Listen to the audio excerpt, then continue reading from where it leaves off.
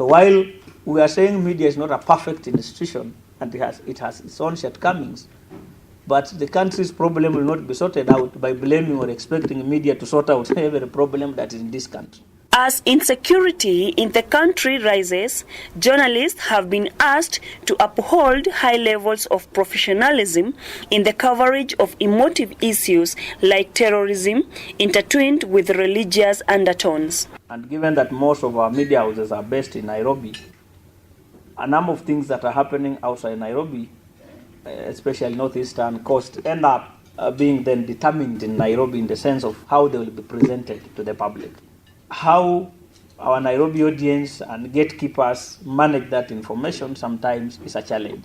We also realize that the war on terror and also religion intolerance should actually be covered in a better way through gatekeeping processes, editorial mechanism where editors should be responsible for actually looking at the perspective, the angles. While addressing journalists during the launch of report on the media's role in religious intolerance and radicalization, the Deputy CEO of the Media Council of Kenya, Mr. Victor Bwire, emphasized on the importance of journalists reporting without taking sides. We must also engage to help media profile the positive things that are happening.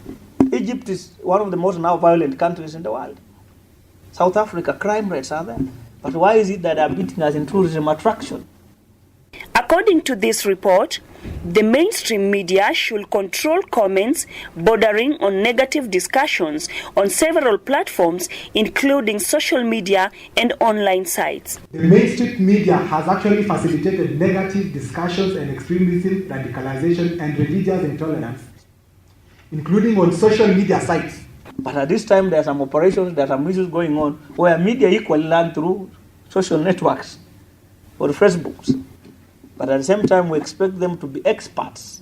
In addition, Islam religion experts were challenged to work with journalists in order to facilitate the reporting of correct information. But where are our Muslim experts to help us counter some of these discussions? There are people who are trained.